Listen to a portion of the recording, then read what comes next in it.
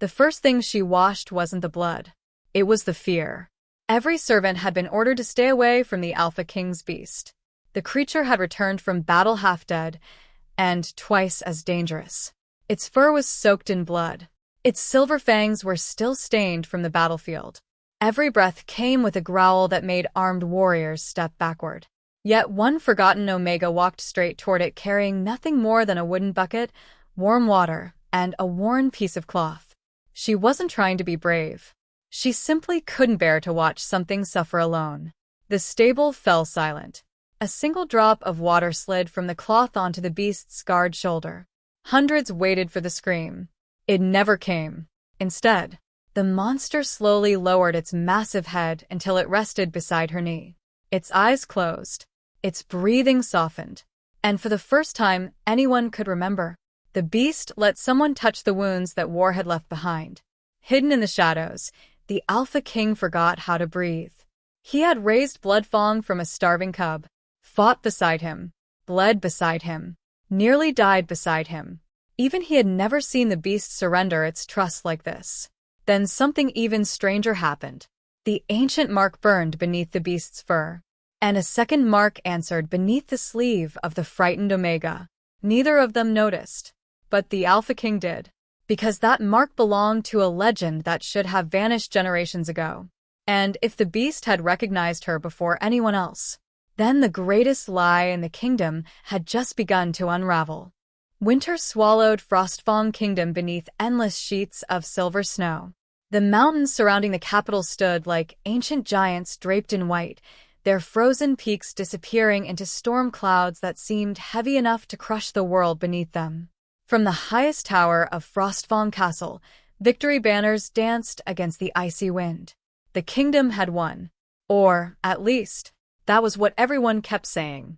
Below the banners, church bells echoed across the capital, not with joy, but with mourning. Each deep metallic chime rolled through the streets like a heartbeat carrying grief instead of celebration. The war had ended. Thousands would never return. Citizens gathered along the stone roads, cheering as surviving soldiers marched through the enormous castle gates. Armor scraped against armor. Boots struck frozen stone. Battle flags fluttered beneath skies painted in gray. The returning warriors looked nothing like heroes. Many leaned upon broken spears instead of walking proudly. Some carried empty sleeves where arms had once been.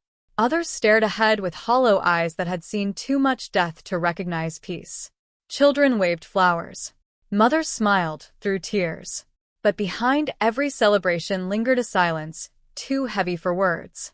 At the center of the procession rode King Kael Draven, the Alpha King, the conqueror of the northern clans, the ruler whose name alone ended negotiations before they ever began. His black war horse moved slowly through the crowd, its breath forming pale clouds in the freezing air. Kael remained perfectly still in the saddle. His silver armor bore fresh scars from countless blades. Dark crimson stains remained trapped inside engraved patterns despite repeated washing. His crown rested upon long black hair dusted with snow. His face revealed nothing. Not triumph. Not relief. Not pride. Only exhaustion buried beneath years of discipline. People cheered louder as he passed. He never acknowledged them, because his attention remained fixed behind him. Something enormous followed. The celebration changed. Voices lowered. Children stopped waving. Even the horses became restless. The king's battle beast entered the city. It resembled a wolf only, in the loosest sense. Standing nearly as tall as a horse's shoulder, its massive body rippled beneath charcoal-colored fur matted with dried blood and mud. Thick scars crossed its powerful neck, while one ear had been torn nearly in half during the final battle. Its glowing amber eyes scanned every movement. Searching, judging, waiting. Massive iron chains wrapped around its neck, each link thicker than a man's wrist. 8 royal beast masters struggled to restrain it. One sudden growl. Every horse nearby panicked. One soldier stumbled too close. The beast lunged. Its roar exploded through the street like thunder crashing inside a cathedral. People screamed. The chains barely held. Kael raised one gloved hand. The beast froze immediately. Not because fear restrained it, because loyalty did. Even so, something had changed. The king's oldest companion obeyed, but it no longer trusted. Its eyes held the same haunted emptiness that lived inside the king himself. The procession continued toward the castle, far beneath the royal celebration, where nobles never walked. Life looked very different. The servant quarters smelled of wet stone, old straw, and burning firewood. Girls hurried through narrow hallways carrying laundry baskets, buckets, blankets, and firewood. Among them moved someone no one noticed, a young Omega named Lyra. She kept her head lowered, as always. Simple gray clothing hid her slender figure beneath layers of patched wool. Loose strands of silver blonde hair escaped her hood despite her attempts to hide them. She wasn't beautiful in the way noble ladies admired. She looked gentle, the kind of person winter birds would trust, the kind of person forgotten puppies followed home, the kind everyone overlooked until they disappeared. Lyra. The stable master barked from across the corridor. She immediately hurried forward. Yes, master? The king's beast destroyed another stable. Several servants exchanged frightened looks. Nobody volunteered. The old stable master sighed impatiently. Go clean it. The hallway became silent. One servant whispered, She's going to die. Another quietly crossed herself. Lyra simply nodded. As you wish. She picked up 2 wooden buckets. Fresh water steamed gently inside them. A small cloth hung over one shoulder. No weapon. No protection. Only quiet acceptance. She crossed the enormous castle courtyard while snow drifted lazily around her. Far above, royal celebrations echoed through banquet halls filled with music. Far below, darkness waited. The royal beast sanctuary stood isolated beneath the eastern walls. Broken wooden fences surrounded enormous stone enclosures. Deep claw marks covered nearly every wall. Blood-stained frozen straw. The closer she walked, the quieter everything became. No birds sang here. Even the wind seemed afraid. The enormous iron gate stood half open. Inside, chaos. Broken chains. Splintered wooden beams.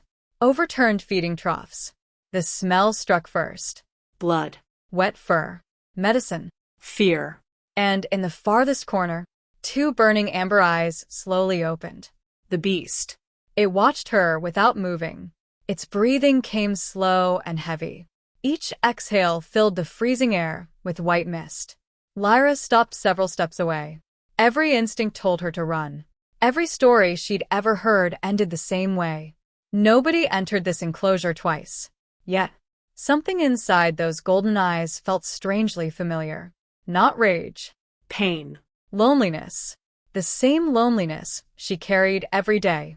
Very slowly, she placed both buckets upon the ground. No sudden movements.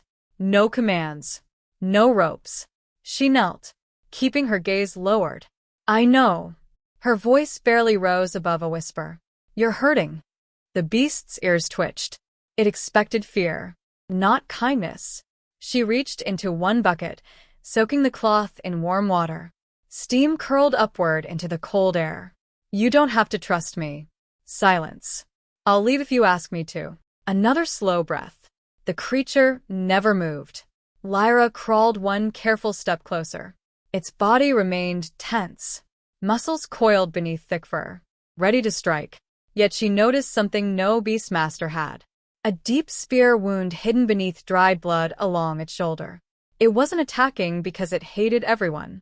It was protecting an injury no one had treated. Compassion quietly replaced fear. I'm sorry, she whispered. That nobody looked closely enough. Her trembling fingers slowly lifted the damp cloth. The beast watched every movement. One wrong decision, one heartbeat, would end her life. The cloth touched blood-matted fur. Warm water slowly loosened layers of dried crimson. The beast inhaled sharply. Lyra froze. Neither moved. Then, very gently, she continued cleaning. Minutes passed. Snow drifted through broken ceiling beams. Silence settled around them. Then something extraordinary happened. The massive wolf slowly lowered its head. Not from weakness. From surrender. Its glowing eyes closed. A deep rumbling sound escaped its chest. Not a growl. Contentment. Tears quietly gathered inside Lyra's eyes. "There you are," she whispered. "You're tired too." She carefully rested one hand against its forehead. The beast leaned into her touch. At that exact moment, a faint silver symbol shimmered beneath the sleeve covering her wrist. Ancient. Beautiful. Alive. It glowed only for a heartbeat before disappearing. Neither Lyra nor the beast noticed. But someone else did. Standing beyond the broken stable doorway, hidden inside darkness, King Kale Draven had watched everything. He had come expecting another failed healer, another attack, another death. Instead, he watched the only creature he had ever loved willingly bow before an unknown servant. For the first time in years, his battle companion looked peaceful. His heartbeat slowed. Disbelief became curiosity. Curiosity became something far more dangerous. He stepped from the shadows. His boots echoed softly across frozen stone. Lyra looked up. The color drained from her face. The entire stable seemed to hold its breath. The Alpha King's icy blue eyes met hers across the silent enclosure. Then, in a voice quieter than snowfall, yet powerful enough to stop her heart, he asked. The question lingered inside the stable long after the words themselves had faded. "Who are you?" The silence that followed felt heavier than armor. Lyra remained frozen beside the great wolf, one trembling hand still resting against its enormous head. Her heartbeat pounded so violently she could hear it above the crackling torches lining the stone walls. She dared not raise her eyes. Every servant in Frostfang knew one truth. No one looked directly into King Kale Draven's eyes unless invited. My name is Lyra, Your Majesty." Her voice barely escaped her throat. "I clean the royal kennels. Nothing more. Nothing less." The king studied her without speaking. Snow drifted through the shattered roof, melting against the black steel of his armor. Tiny droplets slid down engraved silver wolves decorating his breastplate before disappearing into the darkness beneath his cloak. His gaze shifted toward the beast. The creature had not moved. Its breathing remained slow, peaceful, impossible. Kale had raised the wolf since it was little more than a starving cub rescued from the northern wastes. Together they had survived rebellions, assassinations, and wars that had erased entire kingdoms from history. The beast trusted no one. Not generals, not healers, not even members of the royal guard. Only him, until tonight. The realization settled inside him with uncomfortable weight. It had chosen someone else. Lyra finally gathered enough courage to withdraw her hand. Instantly the wolf released a low rumble, not threatening, but almost disappointed. She looked at the king in alarm. "I didn't mean to." "Continue." His voice carried the calm authority of a man accustomed to absolute obedience. She blinked. "Your Majesty?" Finished cleaning him. Confusion flickered across every servant's face gathered nervously outside the stable doors. No one understood, least of all Lyra. Carefully, she dipped the cloth back into warm water and resumed washing away dried blood from the beast's scarred shoulder. The giant wolf relaxed immediately. Its ears lowered. Its massive tail shifted once against the straw. The stable masters stared, as though witnessing forbidden magic. One elderly beast handler whispered beneath his breath, "Impossible." Kale heard him. So did I. The following morning, Frostfang Castle awakened beneath another blanket of fresh snow. The kingdom celebrated victory. The castle itself did not. Inside the throne room, politics replaced celebration. Nobles argued over land. Generals demanded supplies. Treasurers calculated war losses. Every conversation blended into one endless storm of voices. Kale sat upon the ancient throne carved from black mountain stone. He listened. He answered. He judged. Yet his thoughts refused to remain inside the council chamber. Instead, they returned again and again to the frightened Omega servant. To the way she had approached a monster without fear. To the strange silver light he could have sworn he'd seen beneath her sleeve. Most of all, to the expression on the beast's face. Peace. He had almost forgotten what peace looked like. A royal advisor cleared her throat. "Your Majesty?" Kale's attention returned. Lady Seraphine Valeries stood gracefully beside the council table, dressed in elegant midnight blue silk trimmed with silver embroidery. Every noble respected her intelligence. Every politician feared it. She noticed everything, especially distraction. The eastern villages require rebuilding. Kale nodded absent-mindedly. Approve it. She watched him carefully. You seem troubled. I am tired. Her crimson lips curved into a polite smile. Of course. But she did not believe him. Kings survived by hiding emotions. Kale had forgotten how to hide curiosity. Far below the castle, Lyra wished she could disappear. Every servant stared as she crossed the kitchens. Whispers followed her like shadows. That's her. The beast spared her. The king spoke to her. I heard she used forbidden magic. No. I heard she's blessed. The rumors changed with every hallway. Lyra lowered her head further. She wanted none of it. Attention had never brought kindness before. It would not begin today. Before she could reach the laundry rooms, royal guards blocked her path. 20 armored soldiers. Silent. Motionless. Captain Rowan stepped forward. The king requests your presence. Her stomach tightened. Have I done something wrong? No. His expression remained unreadable.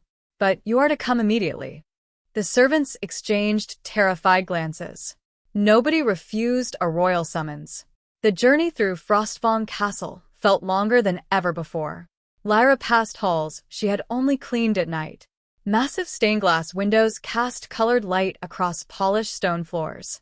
Towering statues of ancient Alpha Kings watched silently from every corner. Their expressions carried the same cold authority as the man waiting at the end of the corridor. King Kale stood alone inside the royal bee sanctuary. Morning sunlight spilled through high windows, illuminating floating dust and drifting snowflakes. The great wolf rested beside him. The moment Lyra entered, the beast stood. Without hesitation, it crossed the room. Every guard instinctively reached for their swords. Kale lifted one finger. No. The wolf ignored everyone else. It walked directly toward Lyra, then lowered its enormous head beneath her hand. Again, the room fell silent. Captain Rowan looked genuinely disturbed. My king. Kale never looked away from Lyra. Leave us. The guards hesitated. Even Seraphine, standing near the doorway, frowned slightly. My king. Leave. Within seconds the sanctuary emptied. Only 3 remained. The king, the Omega, The beast. Lyra felt painfully small beneath the king's gaze. I don't understand. Neither do I. His honesty surprised her. He slowly approached, close enough for her to notice the faint scar crossing his cheek, the exhaustion hidden beneath his icy eyes, the scent of cedar wood, leather, steel, and something lonelier than winter itself. You have worked in these kennels for how long? Since I was 13. 7 years. Yes. And no one informed me. Lyra offered a sad smile. Servants aren't usually important enough to mention. Something shifted behind Kale's expression. A brief flash of guilt.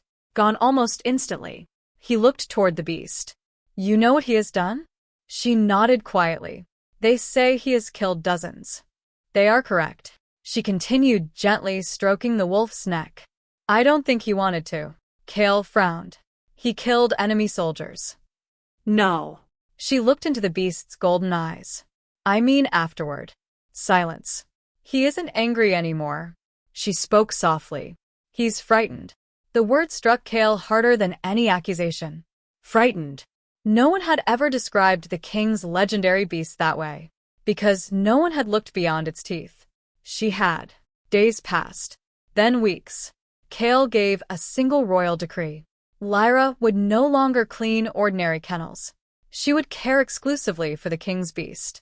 Officially, to assist in its recovery. Unofficially, because neither Kale nor the wolf wished her anywhere else. Each morning she arrived carrying warm water, herbs, fresh meat, and quiet conversation. She spoke while brushing tangled fur. She sang while cleaning wounds. Sometimes, she simply sat beside the beast reading faded storybooks rescued from abandoned shelves. The wolf listened. Always. Gradually, its nightmares lessened. It stopped roaring in its sleep. Its appetite returned. The castle watched the impossible unfold. A creature feared across kingdoms now patiently waited beside the sanctuary gate each dawn, waiting for one small omega. Kale watched everything. Sometimes from nearby balconies. Sometimes hidden behind stone pillars. Sometimes through sanctuary windows covered with frost. He never interrupted. He simply observed. One afternoon, he noticed Lyra laughing quietly after the beast sneezed water across her face. The sound caught him completely off guard. Soft. Warm. Unrestrained. He realized with uncomfortable certainty. He could not remember the last genuine laughter inside Frostfang Castle, nor the last time he himself had smiled. Winter deepened. A blizzard swept across the kingdom. The sanctuary doors shook beneath screaming winds. Lyra struggled against the storm carrying supplies. Before she reached the entrance, freezing wind stole her balance. The basket slipped. Her cloak tore free. Snow exploded around her. Then, warmth. A heavy black fur cloak settled gently across her shoulders. She looked up. Kale stood behind her. He hadn't spoken. He simply fastened the clasp beneath her chin. His gloved fingers accidentally brushed hers. For one impossible heartbeat, everything became still. Neither noticed the snowfall. Neither noticed the wolf watching them. Lyra whispered, "Your Majesty, you'll freeze. I've survived colder winters.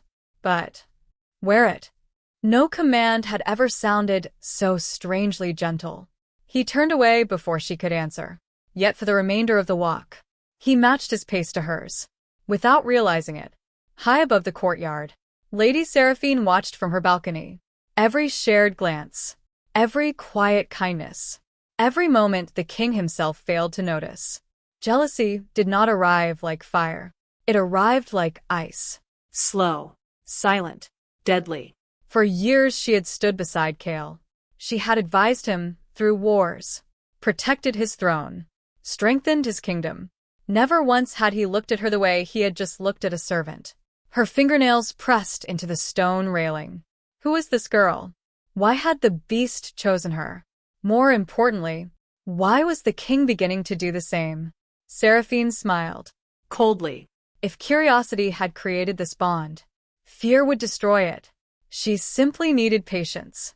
And the right lie. That night the castle slept beneath relentless snowfall. Moonlight washed silver across the silent courtyards. Inside the royal beast sanctuary, the great wolf slowly opened its glowing eyes. It stood, walked toward the gate. The heavy iron lock opened. No one saw how. No guard dared stop it.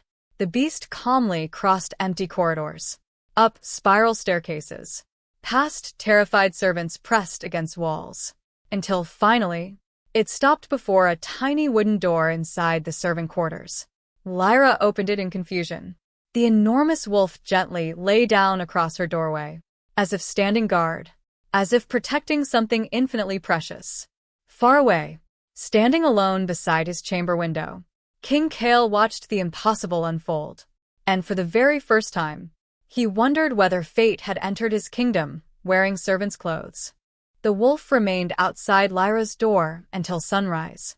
Not once did it move. Snow buried its massive paws. Frost gathered along its charcoal fur. Yet it never abandoned its silent vigil. Inside the tiny servant's chamber, Lyra hadn't slept. She sat against the wooden wall, wrapped inside the king's black cloak, listening to the slow rhythm of the beast's breathing beyond the door. Every breath echoed like a promise, not of safety, but of change. Somewhere deep inside her heart, she felt it. Life could never return to what it had been before. Outside, whispers spread through Frostfang Castle faster than the morning bells. Servants carrying breakfast trays stopped in the hallways. Guards exchanged uneasy glances. Even cooks abandoned their ovens long enough to peer through narrow windows. The king's beast, the monster that had slaughtered enemies without hesitation, had chosen to protect a servant. Nobody understood why, which meant everyone invented their own answer. Some called it witchcraft. Others called it destiny. Both frightened the kingdom equally. King Kale stood alone inside the sanctuary balcony, overlooking the castle courtyard. The first rays of winter sunlight stretched across the frozen landscape, turning every rooftop into silver glass. Captain Rowan approached quietly. "My king." Kale never looked away from the courtyard below. "The reports." Rowan hesitated. "They're unusual." "When are they ever not?" "The rumors have spread beyond the castle." Kale remained silent. "Villagers believe the moon goddess herself has returned." Another pause. "Others believe the servant has enchanted your beast." Still no response. Rowan finally asked the question weighing on everyone's mind. "What do you believe?" For several moments, only the wind answered. Then Kale spoke. "I believe." His icy eyes followed Lyra as she crossed the courtyard carrying baskets of herbs. "That fear always speaks louder than truth." He turned. "Bring the royal historians." Rowan frowned. "Historians?" "And every scholar who has studied alpha bloodlines." "My king, why?" Kale's expression hardened. "I want answers." By afternoon, the great library echoed with hurried footsteps. Dust-covered books filled shelves reaching toward the vaulted ceiling. Ancient scrolls covered enormous oak tables. Candles flickered despite the daylight. 6 elderly historians bowed before the throne. None looked comfortable. The oldest among them trembled as Kale placed a single question before them. "Has anything like this happened before?" Silence. The scholars exchanged uncertain glances. Finally, an elderly woman stepped forward. "There are stories." "I did not ask for stories. They are all we have." Kale folded his arms. "Continue."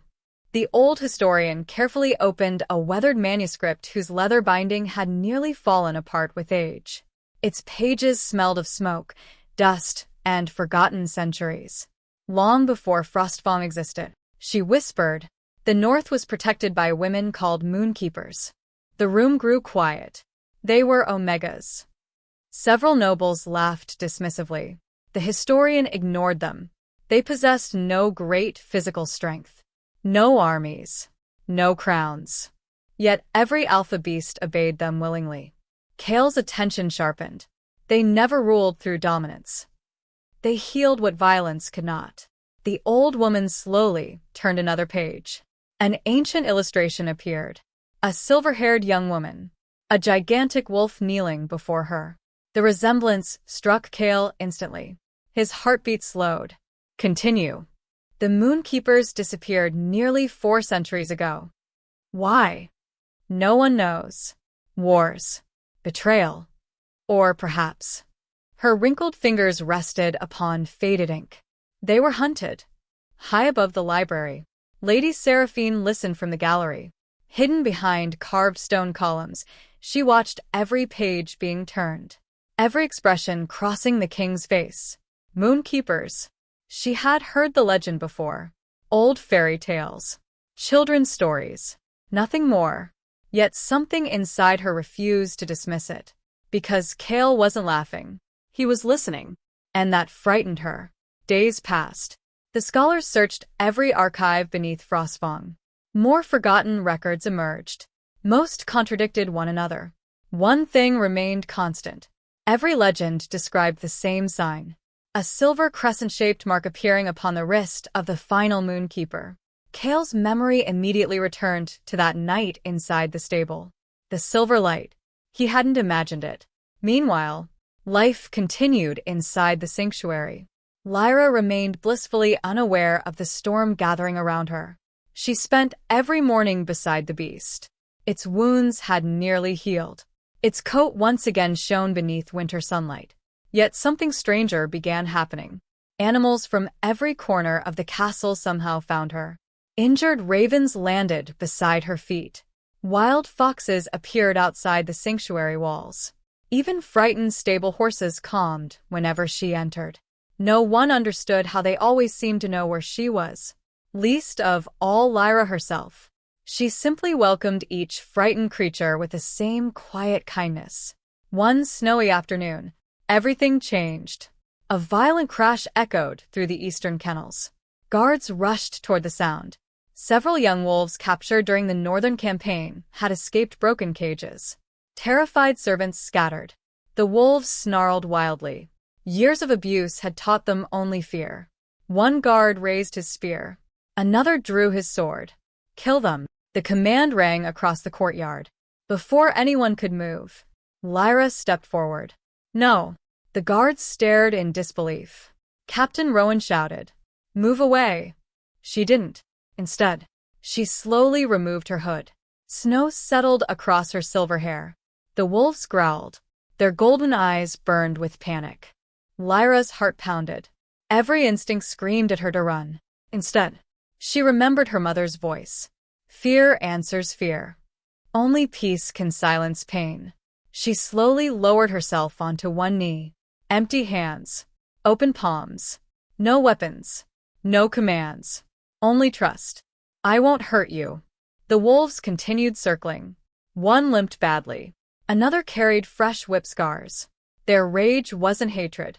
It was survival. Lyra softly began humming the same lullaby she'd sung to the king's beast. The melody drifted gently through falling snow. Something invisible changed. The snarling weakened. The circling slowed. One wolf tilted its head. Then another. The courtyard fell completely silent. Even the wind seemed to stop listening. Slowly, one by one, the frightened wolves lowered themselves onto the snow. Not defeated. Not frightened. At peace. Then, every wolf bowed. Not only one. All of them. The guards forgot to breathe. Captain Rowan lowered his sword without realizing it. Servants stared with tears filling their eyes.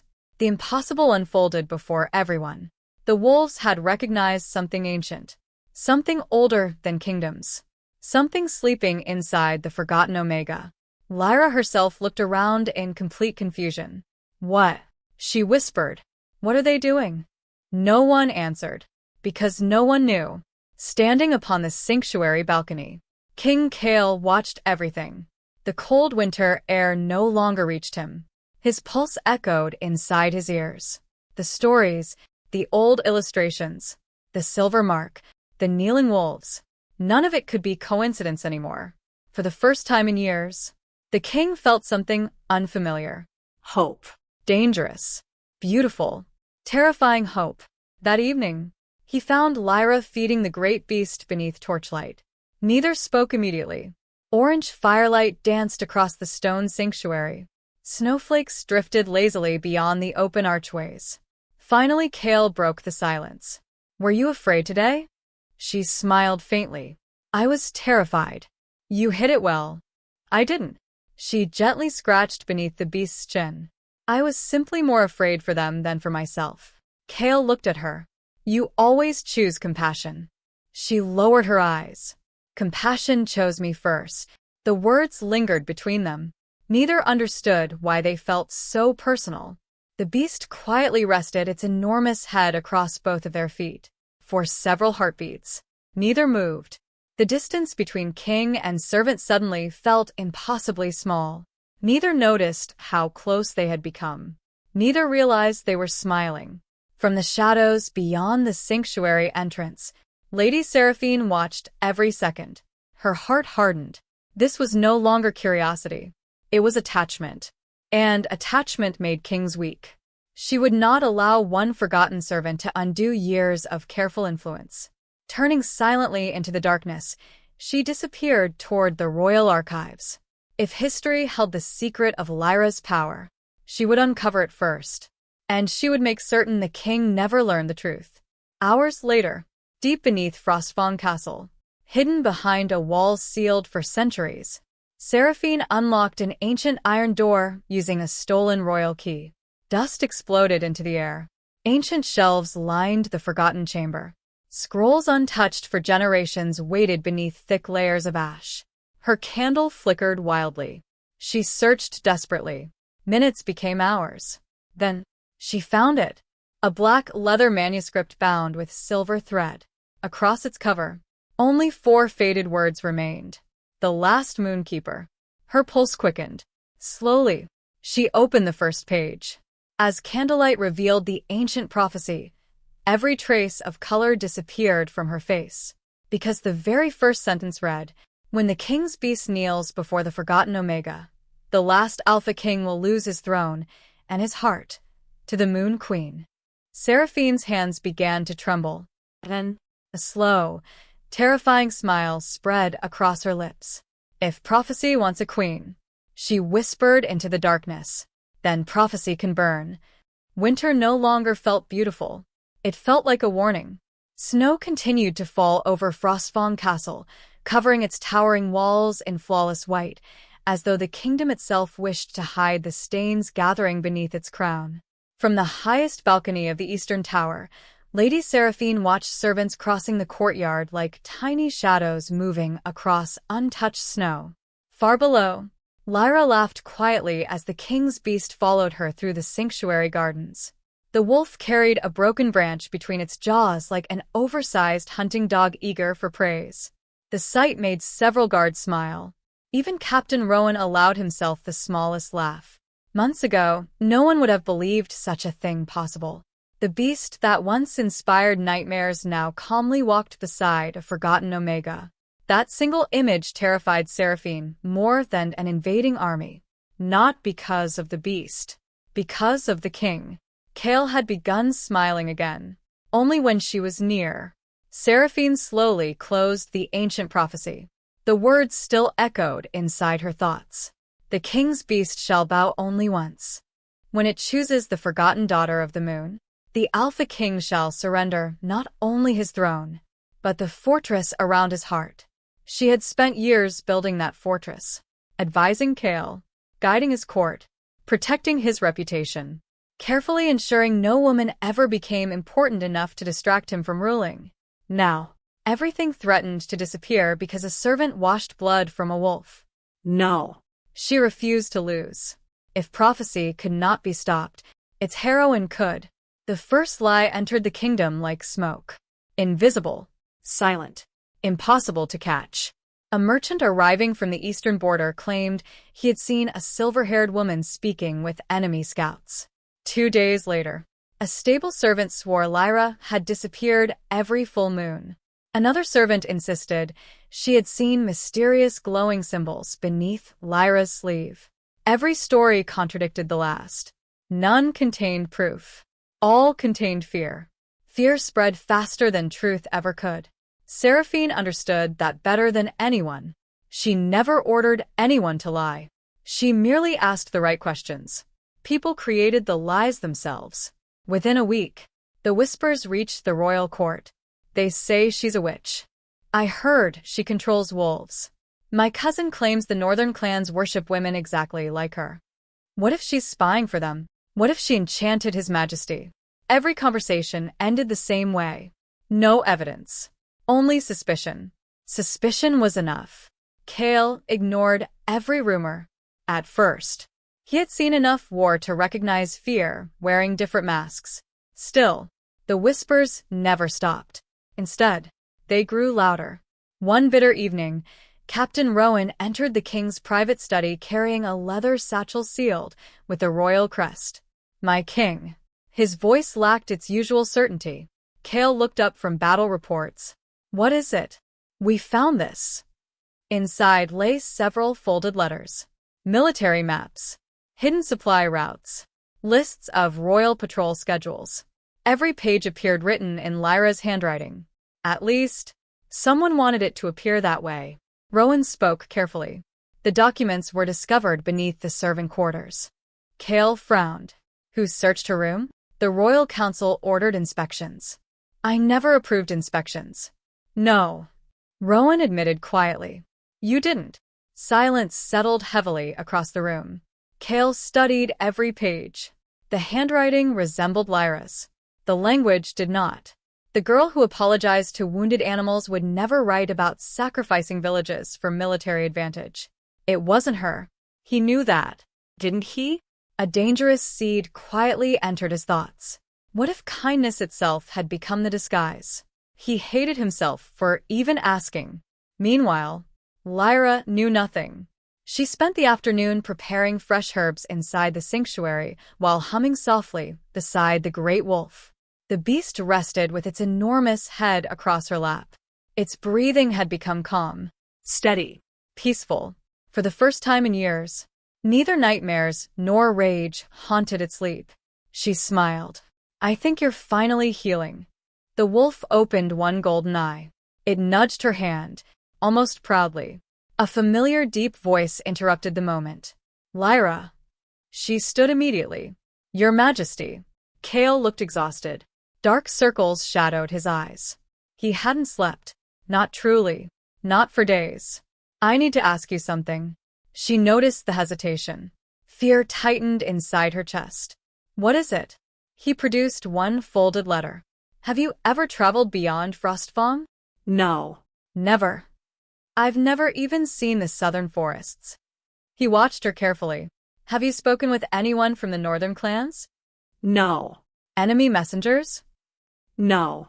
She answered every question without hesitation, without anger, without fear. Only confusion. Finally, she whispered, Have I done something wrong? Kale looked away. That hurt more than accusation, because for the first time, he couldn't answer immediately. That silence shattered her heart. Not because he accused her, because he doubted her. Only for a moment. Only a single heartbeat. Yet she saw it, the uncertainty hidden behind his eyes. She lowered her gaze. I understand. His head lifted sharply. You understand what? What it's like. Her voice became almost too quiet to hear. When people believe the worst before asking the truth. Kale felt something twist painfully inside his chest. He wanted to explain, to reassure her. Instead, duty silenced him. He hated duty in that moment. Far away, Seraphine watched from the balcony. Exactly as planned. Trust had cracked. Only slightly. But cracks always spread. The royal council convened 3 days later. The throne room overflowed with nobles, generals, scholars, and ministers. Outside, snow-battered stained-glass windows like restless spirits. Inside. Silence waited. Lyra stood alone before the throne, still wearing servant's clothing, still carrying invisible dignity. The great wolf strained violently against thick chains behind the royal guard. Its instincts sensed danger. Kale sat upon the throne. Every muscle in his body felt carved from stone. The accusations began. Lyra Ashmore. A council elder stepped forward. You stand accused of treason against Frostfang. Gasps filled the hall. She blinked. Treason? Forged letters were displayed. False witnesses testified. A merchant claimed she met enemy spies. A servant claimed she'd seen strange rituals. One soldier swore wolves obeyed her unnatural commands. Each lie built upon another. Kale listened, expressionless. Inside. He was breaking. Captain Rowan quietly approached the throne. My king, this isn't right. I know. Then stop it. Kale closed his eyes briefly. If I stop the trial without evidence, the council will believe I'm bewitched. The kingdom fractures. Every choice destroyed something. Finally, the elder turned toward Lyra. What is your defense? The hall fell silent. Hundreds watched her, waiting, Begging. She slowly looked toward Kale. Their eyes met. She searched for certainty, for trust, for one word, one glance, one promise. Instead, she found a king trapped inside his crown. His silence answered first. Her heart quietly broke. She smiled, not bitterly. Sadly. I have no defense. The courtroom erupted. What? You admit guilt? No. She looked toward the windows where snow continued falling peacefully beyond the glass. I simply refuse. Her voice remained astonishingly calm. To let this kingdom tear itself apart because of me. She removed the black cloak Kale had once placed upon her shoulders, folded it carefully, laid it upon the throne steps, then bowed. If my leaving protects Frostfang, I'll leave. No tears, no pleading, no anger, only love, the kind willing to sacrifice itself. Kale stood instinctively. No. The single word escaped before he could stop it. The entire court stared. He nearly walked toward her, nearly abandoned the throne. Duty caught him one final time. His hands slowly closed into fists. He said nothing else. Lyra understood. She always would. At sunset, the castle gates opened. No chains. No guards dragging prisoners. Only one small figure walking alone into endless snowfall. Behind her, the great beast roared. Not with rage. With heartbreak. The sound shook the mountains. Iron chains snapped apart. Stone pillars cracked. Guards scattered in terror as the enormous wolf exploded through the sanctuary. It raced across the courtyard, searching, desperate. It reached the open gates, only to watch Lyra disappear into the white horizon.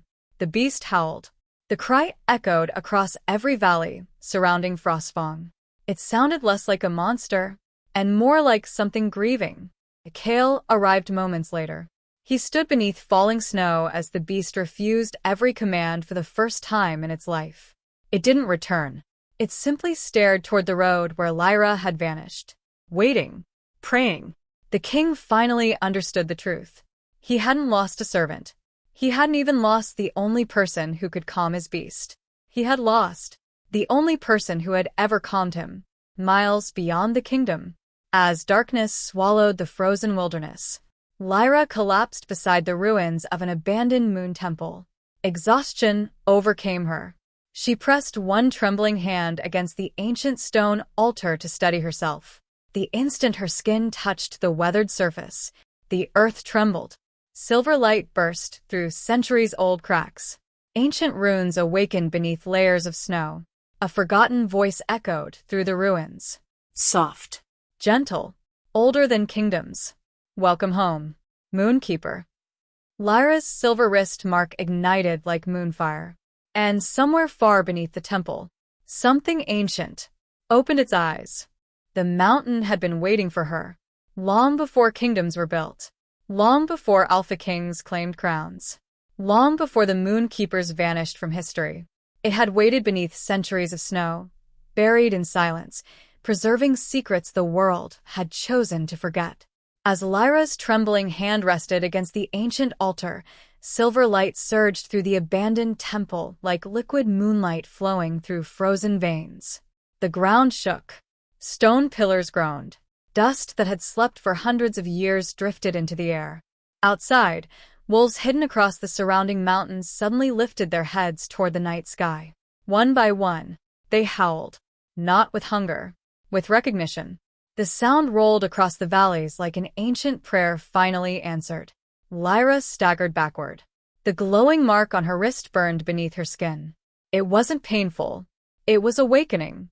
She clutched her arm, trying to understand what was happening. Then, footsteps echoed through the temple. Not hurried, not threatening, patient, as though the owner had known this moment would eventually arrive. From the shadows emerged an elderly woman wrapped in robes the color of moonlit snow. Her silver hair flowed almost to her waist, and pale markings shimmered beneath the skin of her hands. Behind her walked 3 enormous, white wolves. None wore chains. None carried saddles. Yet every one of them radiated quiet authority. The woman smiled gently. So, her voice sounded like wind moving through ancient forests. The last Moonkeeper has finally come home. Lyra stared in disbelief. I don't understand. You will. I've never been here before. No. The woman stepped closer. But your blood has. She extended one weathered hand. My name is Lyra. I was the last guardian chosen to protect what remained after the Moonkeepers disappeared. Lyra frowned. I thought they were all gone. They almost were. The old woman's smile carried centuries of sadness. We survived. Hidden. Waiting. For you. Over the following weeks, the temple became something Lyra had never possessed before. A home. No one ordered her. No one mocked her. No one treated her kindness as weakness. Instead, she was taught. Each sunrise began beneath silver skies as Lyra led her through forgotten rituals carved into the mountain itself. She learned that Moonkeepers never controlled beasts. They listened to them. They never ruled through fear. They healed broken instincts. They calmed wounds buried deeper than flesh. Power came not from domination, but from trust freely given. The lesson felt strangely familiar, because it was exactly how Lyra had always lived. Without realizing it, she had already been walking the Moonkeeper's path her entire life. Meanwhile, winter tightened its grip around Frostfang. The castle had never felt so empty. The royal beast sanctuary stood silent. Food remained untouched. Torches burned through endless nights. The king's legendary wolf refused every handler. It growled at soldiers, ignored healers, destroyed iron gates. Then, Every evening, it walked to the castle entrance and waited, sometimes until dawn, sometimes until snow buried its paws, always staring toward the northern road, waiting for someone who never came. King Kale changed as well. The throne room became colder, not because winter deepened, because its king had. The brief warmth Lyra had awakened disappeared beneath layers of regret. He ruled. he judged. He commanded. Yet something inside him had quietly died. Captain Rowan watched the transformation with growing concern. One evening, after another council meeting dissolved into silence, he finally spoke. "My king." Kale continued reading reports. "You should rest." "I've rested enough." "You haven't slept in 4 nights." Kale didn't answer. Rowan sighed. "You miss her." The king stopped turning pages, only for a heartbeat. Then, "I failed my kingdom." No. "You failed yourself." Silence. "My duty demanded sacrifice." Rowan slowly approached the throne. Duty demanded justice. It never demanded loneliness. Kale finally looked at him. Pain lingered behind his normally unreadable eyes. "What if I chose wrong?" Rowan answered quietly. "Then choose differently while you still can." Across neighboring kingdoms, opportunity smelled sweeter than blood. Word spread rapidly. The Alpha King had exiled the mysterious woman who calmed his legendary beast. His court argued openly. His advisors competed for influence. His armies celebrated victory but mourned unity. To enemies, Frostfang no longer looked invincible. It looked vulnerable. Within a month, 3 southern kingdoms secretly formed an alliance. One purpose united them: destroy Frostfang before it recovered. War returned, not because soldiers desired it, because ambitious rulers always mistook emotional wounds for military weakness. Deep inside Frostfang Castle, Lady Seraphine smiled. Everything unfolded perfectly. The Omega had vanished. The king had become isolated. The council depended upon her guidance more than ever before. Soon, she would control not only the court, but the crown itself. She only needed one final push. Far away, spring quietly arrived in the northern mountains. For the first time since exile, Lyra smiled without sadness. She no longer resembled the frightened servant who had walked through Frostfang carrying buckets of warm water. Confidence had replaced hesitation. Grace replaced fear. Her silver hair now reached her waist, often braided with white flowers gathered from hidden mountain valleys. The Moonkeeper's mark upon her wrist no longer appeared only during moments of danger. It glowed softly beneath moonlight. Alive. So, did she. One afternoon, Lyra led her toward the temple's highest cliff. Below, hundreds of wolves gathered across the valley. Black wolves, gray wolves, white wolves, creatures from every corner of the north. None fought, none hunted. They simply watched, waiting. Lyra smiled. "They've come." "For what?" "For their queen." Lyra immediately shook her head. "I'm not a queen." The old guardian chuckled. "A crown is placed upon a head. A queen is recognized by hearts." She gestured toward the valley. "You've already been chosen." Slowly, Lyra stepped forward. The wolves lowered themselves onto the earth. Not because ancient magic forced them, because trust invited them. Tears gathered inside her eyes. "They're beautiful. They're family." Days later, everything changed. A wounded falcon collapsed inside the temple courtyard. Its leg carried a royal message sealed with Frostfang's crest. Lyra removed the parchment. Her expression darkened immediately. She handed it to Lyra. The words blurred through trembling tears. Southern Alliance confirmed. Frostfang under siege. Thousands will die. She looked up. The king. Lyra nodded sadly. He'll fight. He always does. Lyra folded the letter. He'll lose. Silence answered. Because they both knew why. Not from lack of strength. From lack of hope. That night, Lyra couldn't sleep. She wandered outside the temple beneath a sky overflowing with stars. The mountain wind carried familiar memories. The sanctuary. The beast. Kale placing his cloak around her shoulders. His hesitation. His silence inside the courtroom.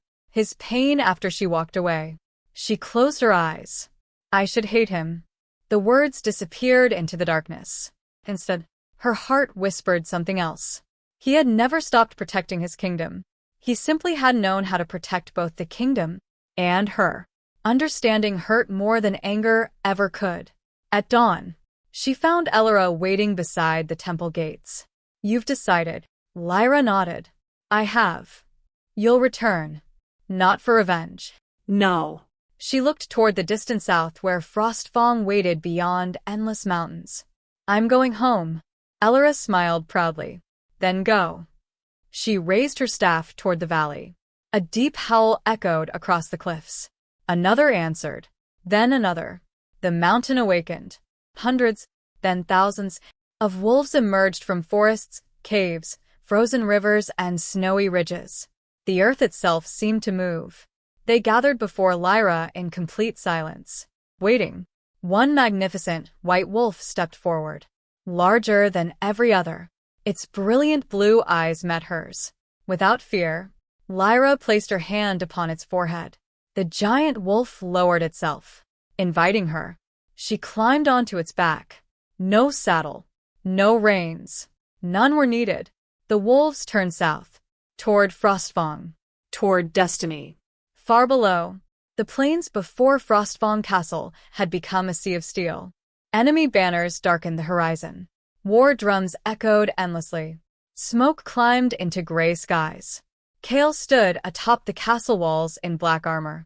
His exhausted eyes surveyed the impossible odds. Thousands of enemy soldiers. Siege towers. Catapults. The end had arrived.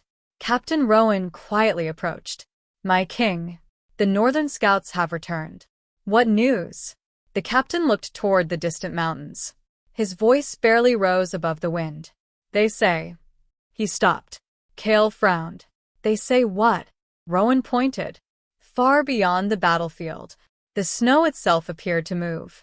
Not snow, wolves. Thousands of them, flowing across the mountainside like living shadows. At their front, a single white wolf descended the cliffs. Upon its back rode a woman clothed in silver and white. Her long hair danced beneath the morning sun. The moonkeeper's mark shimmered brightly against her wrist. Every wolf followed her. Every soldier stared. Even the enemy armies forgot to breathe. Kale's heartbeat stopped. He knew that silhouette. He had dreamed of it every night since she left. Lyra had returned. But she no longer looked like the forgotten Omega servant. She looked exactly as the ancient prophecy had promised. Like a queen. And the king's legendary battle beast, standing beside him upon the castle wall, released a joyful howl unlike anything anyone had ever heard. Without waiting for permission, it leaped from the fortress and sprinted toward the approaching Moon Queen. The battlefield forgot how to breathe. Thousands of soldiers stood frozen beneath a sky drowned in storm clouds, their weapons still raised, their eyes no longer fixed on one another. Every gaze turned north. toward the mountains. Toward the impossible. An endless river of wolves poured down the snowy slopes like living moonlight. Gray wolves, black wolves, white wolves, ancient dire wolves larger than horses. Creatures believed extinct emerged from forests hidden beyond every map. Yet none attacked. None snarled. They moved with perfect discipline. One heartbeat. One purpose. One queen. At their head rode Lyra. Gone were the patched servants' clothes. Silver-white robes woven with moon silk flowed behind her like falling starlight. A cloak of white wolf fur rested upon her shoulders, while delicate silver armor protected her without hiding her gentle nature. She carried no sword, no spear, no crown, only quiet strength. The glowing crescent mark upon her wrist illuminated the snow beneath her fingertips. She looked neither like a conqueror, nor a queen seeking revenge. She looked like hope walking into a dying kingdom. King Kale could not move. Months of regret, months of guilt, months of replaying that final moment inside the throne room.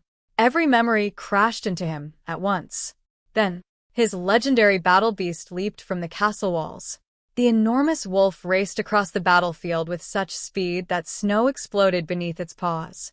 Enemy archers instinctively raised their bows. Hold! Kale's command thundered across the walls. No one fires. The beast ignored everyone. Its golden eyes never left Lyra. When only a few steps remained, the giant wolf slowed. Then, before thousands of soldiers, the monster that had broken kingdoms lowered itself onto the snow. Its massive head rested against Lyra's knee. A soft whine escaped its throat. It wasn't greeting a commander. It was greeting home. Lyra smiled through tears. I missed you too. Her fingers disappeared into the thick fur around its neck. The beast closed its eyes. Peace returned instantly. The battlefield remained silent. Even enemy generals stared in disbelief. Captain Rowan whispered, "The prophecy." Kale barely heard him. His entire world had narrowed to one woman kneeling beside the creature they both loved. Across the battlefield, Lady Seraphine felt genuine fear for the first time. No. This wasn't possible. She had destroyed the prophecy. She had exiled the girl. She had fractured their trust. Everything should have ended months ago. Instead, the prophecy had grown stronger. Her hands slowly tightened around the balcony railing overlooking the battlefield. No, she whispered. This cannot happen. Then another voice answered from behind. It already has. She turned sharply. An enemy king stepped from the shadows inside the castle tower. King Magnus, ruler of the Southern Alliance. His armor gleamed with crimson steel. His smile carried no warmth. The gates are ready. Seraphine nodded. The Western guards have already been moved. Excellent. Magnus smiled wider. By sunset, Frostfang belongs to us. Neither realized Captain Rowan had heard everything from the corridor outside. A war horn shattered the silence. Enemy catapults roared to life. Flaming stones streaked across the gray sky. The first struck Frostfang's outer wall. Stone exploded. Soldiers screamed. Battle erupted. Steel collided against steel. Arrows darkened the heavens. The peaceful moment vanished. Kale drew his sword. Protect the queen. The words escaped before he even realized what he had called her. Lyra looked toward him.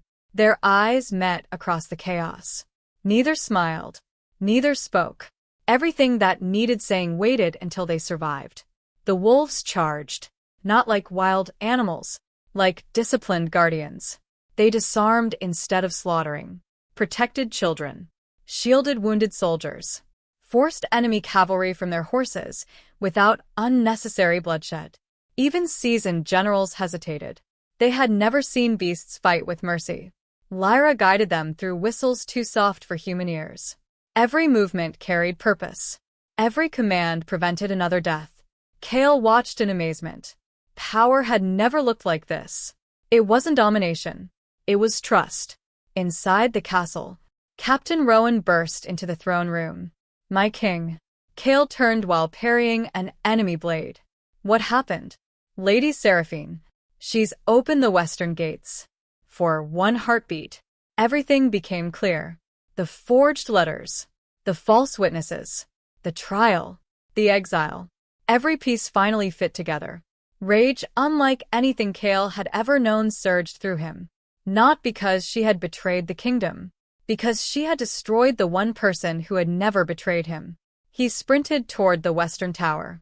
Enemy soldiers flooded through the opened gates. Seraphine stood waiting beside King Magnus. Her elegant blue dress fluttered in the burning wind. Smoke surrounded her like black wings. She smiled sadly. I warned you. Kale's sword lowered slightly. Warned me. Love makes kings weak. She looked toward Lyra fighting below beside the wolves.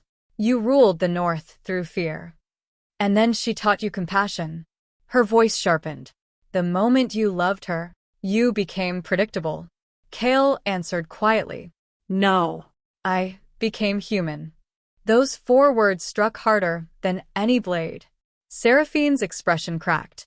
For years she had believed Kale incapable of love. That certainty had been the foundation of every plan she'd ever made. Now, it no longer existed. She drew a hidden dagger. If I cannot have the throne, no one will. She lunged. Not toward Kale. Toward Lyra. Everything slowed. Kale saw the blade. Too far away. Too many soldiers between them. He shouted her name. Lyra. She turned. Too late. The dagger flew through the air. Silver flashed beneath the burning sky. Then, Kale threw himself forward. The blade buried itself deep beneath his ribs. Silence. His sword slipped from numb fingers. Blood spread across black armor. Time itself seemed to stop. Lyra screamed. The sound echoed across the battlefield with such heartbreak that every wolf halted instantly. She reached him just before he collapsed. No. Her hands caught him. Warm blood poured between her trembling fingers. Kale smiled weakly. I finally, he struggled to breathe, made the right choice. Tears streamed down Lyra's face. Don't speak. I have to. He gently touched her cheek. I should have believed you. I know. I should have stopped them. I know. I should never have let you leave. She could no longer answer. His strength faded rapidly. Around them, the battle seemed infinitely far away. Only 2 broken hearts remained. The royal council gathered. Soldiers surrounded them. Citizens watched from shattered walls. Everyone saw their king kneeling in blood before the servant he had once failed.